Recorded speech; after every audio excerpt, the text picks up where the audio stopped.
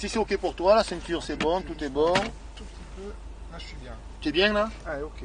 Eh bien, on peut engager le premier rapport et on va s'avancer sur notre droite. Oui, c'est vrai qu'on voit rien dans les rétroviseurs. Voilà, c'est ce que j'allais te dire. Ouais. Tous les rétros ils sont réglés pour moi. Comme ça, tu peux te consacrer à ton On pilotage. regarde que devant, ça c'est bien. Voilà.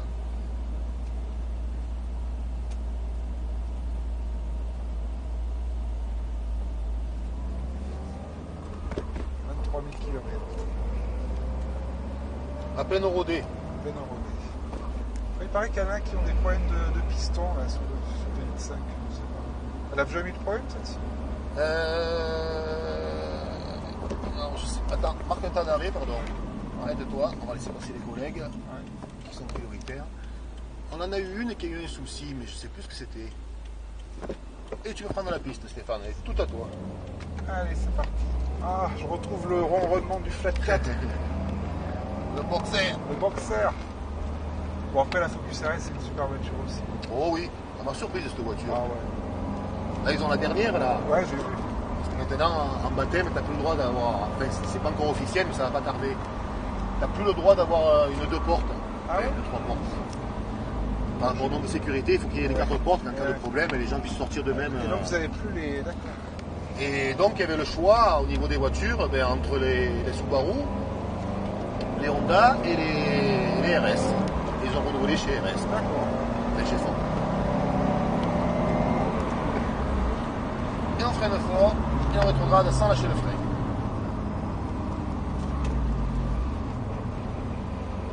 Cale-toi bien dans les virages pour bien être maintenu dans ton siège.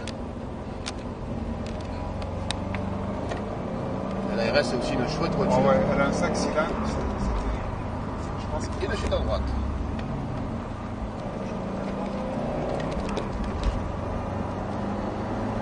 Même le freinage, comme tu es scotché.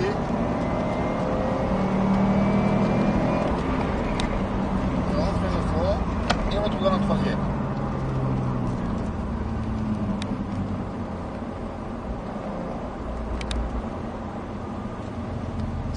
Là, on va à droite, ouais, putain, tu vas ouais. te rapprocher du point de braquage, là ça porte un peu de Ah confusion. non, mais là c'est la piste. Ah, oui, au on niveau en a des quatre parlé. chemins, ouais. Ok. La RS, la RS marche mieux. Et il me semble qu'elle a un peu plus de watts. Elle a plus de watts. C'est celle-là qui est un peu. Regarde bien les mains sur le volant. Voilà, on freine fort. Freine avec les mains sur le volant toujours. Si la voiture elle part, on est cuit. Là, il faut que ta main s'enlève du volant, que le temps de changer le rapport. Ouais, la RS, il me semble qu'elle est un peu plus violente. Ah oui, elle est violente. Je sais pas si c'est l'impression. Mais toi qui en as une qui roule au quotidien, qu'est-ce que t'en penses? Ah, le 5 cylindres est meilleur. Ouais, aussi, tu penses? Il y a plus de couple, ouais. Bon, ouais, ça marche bien.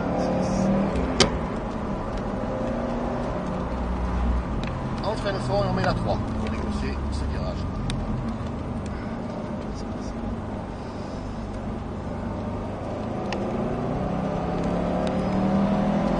Je pense que même au niveau consommation et tout, peut-être elle doit être plus équilibrée la RS. Ouais.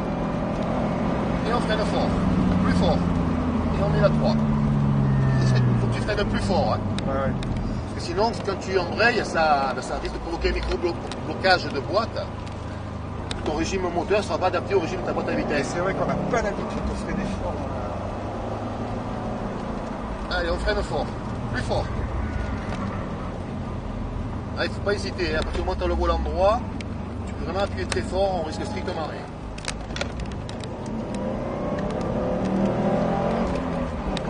Ça marche quand même. Oui.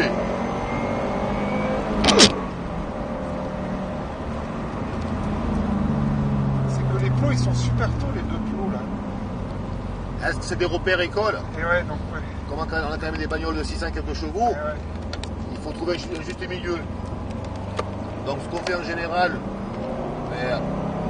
au début de la session, on laisse les cônes comme ça, parce qu'on ne sait pas qui on a affaire au volant. Et Hein. ouais. Et à partir du moment où la personne s'est freinée, On peut freiner un tout petit peu. après on peut reculer la distance de freinage.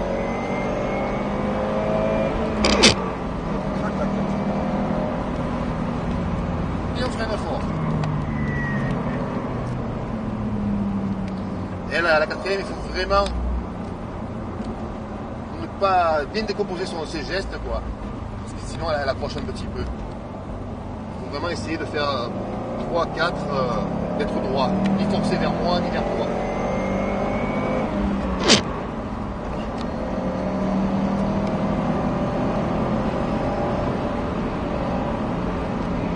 Et on freine fort. Yeah. Ça m'a plu. Tu t'es corrigé de toi-même. Ouais, ça va venir. Un peu tard. Ah, on a tous des mauvaises habitudes. Comme ceux qui roulent avec le MB sur le 8 vitesses, le pied sur l'embrayage. On freine fort.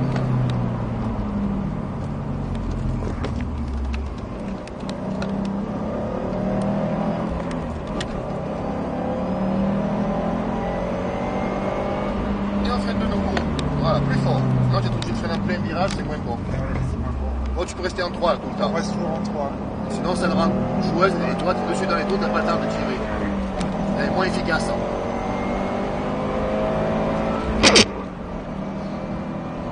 Et on freine fort. Plus fort. Bon. N'hésite pas, hein, en prochain freinage, dans la ligne droite là-bas opposée, tu verras que tu peux appuyer beaucoup plus fort sans aucun problème. On met jamais la 2 au final. Ouais, sur le circuit, moi je ne le conseille pas parce que ça fait plus de bruit. Ouais. Et vu que ça la rend plus nerveuse, ben, c'est plus impressionnant, mais au final on avance moins vite. Elle a quand même pas mal de couple, après tu as le turbo qui prend la relève.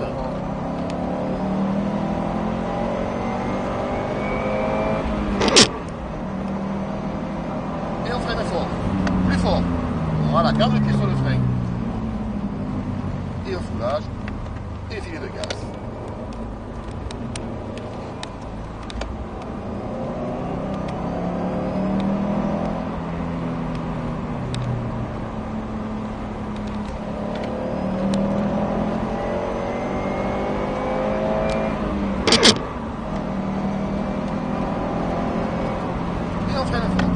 Voilà.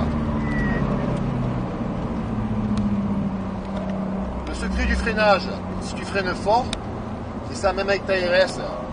Rien ne t'empêche de t'entraîner. Bon, tu rentres bien dans le rétro, qu'il n'y ait personne derrière et fais pas ça devant une épingle avec un précipice de 300 mètres devant. Si un jour tu as besoin de faire un freinage d'urgence, au moins tu connais déjà le comportement de ta voiture. Et à partir du moment où tu freines avec les roues droites, il ne peut rien t'arriver. Et on freine fort, plus fort encore, essaye. Voilà. Tu vois, voilà. Le dégressif, en termes de pilotage, c'est ça, mais à l'inverse. Tu freines fort dès le début et tu soulages en fin de freinage. Allez, on freine fort. Voilà. On lâche le frein et un petit filet de gaz.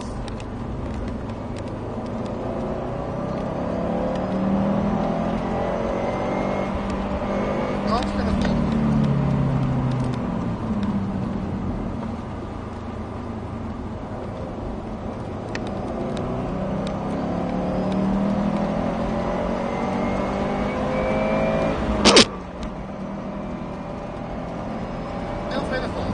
Plus fort encore, essaye, voilà. Et le fait de maîtriser le dégressif, ben, ça te permet de changer de rapport et d'avoir plus que le volant donc, sur le courte distance, tu fais tout ça. Et au niveau du point de braquage, ben, d'avoir plus que le volant à t'occuper. Ouais, c'est clair.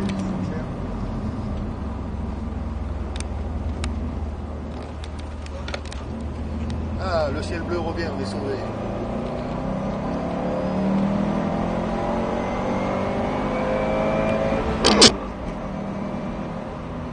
Allez, on freine fort. Voilà, garde le pied sur le frein. Très bien.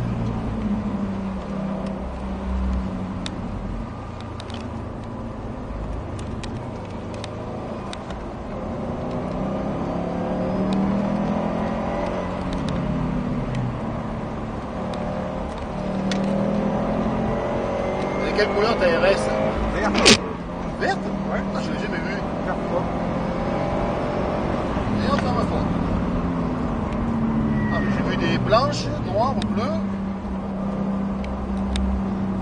Ça alors? C'est d'origine ou tu l'as fait faire une couleur spéciale? Non, c'est la couleur d'origine. Ah, joli ça. Allez, ça lui va bien. Elle est garée, tu es venu avec au circuit? Je suis jamais venu sur la circuit. Et là aujourd'hui tu l'as? Non. Ah, je suis allé la voir.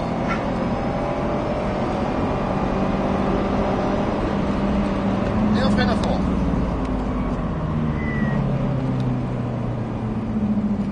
consommation journalier, ça tourne autour de combien? C'est à peu près comme les Subaru. D'accord. En roulant en normal.